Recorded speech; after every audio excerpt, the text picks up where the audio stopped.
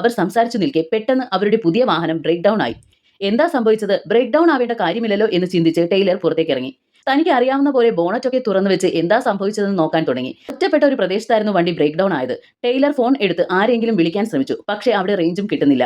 ഇനി എന്ത് ചെയ്യും എന്നറിയാതെ ടൈലർ നിൽക്കുമ്പോഴാണ് അതേ വഴിയിൽ ഒരു ട്രക്ക് വന്നു. ആ ട്രക്കിന് കൈകാട്ടി അവർ സഹായത്തിന് അഭ്യർത്ഥിച്ചു. ട്രക്ക് ഡ്രൈവറും ഒന്ന് നോക്കിയ ശേഷം പറഞ്ഞു, എന്താണെന്ന് മനസ്സിലാകുന്നില്ല. ഇവിടെ കുറച്ച് അങ്ങോട്ടേക്ക് മാറിയാൽ ഒരു ചെറിയ റെസ്റ്റോറന്റ് ഉണ്ട്. ആ റെസ്റ്റോറന്റിൽ എത്തിയാൽ അവിടെ നിന്നും എന്തെങ്കിലും സഹായം ലഭിക്കും. പക്ഷേ തന്റെ പുതിയ വാഹനം അങ്ങനെ വഴിയിലിട്ടിട്ട് പോകാൻ ടൈലറിന് മനസ്സ് വരുന്നുണ്ടായിരുന്നില്ല. നിങ്ങൾ പോയിക്കോളൂ, മറ്റെന്തെങ്കിലും വഴിയുണ്ടോ എന്ന് നോക്കട്ടെ എന്ന് പറഞ്ഞ് ടൈലർ നിന്നപ്പോൾ എമി മുന്നോട്ട് വന്നു. താൻ ട്രക്കിൽ പോകാം, ഹോട്ടലിൽ പോയി എന്തെങ്കിലും സഹായം കിട്ടുമോ എന്ന് നോക്കാം, നിങ്ങൾ വാഹനത്തിനടുത്ത് തുടർന്നോളൂ.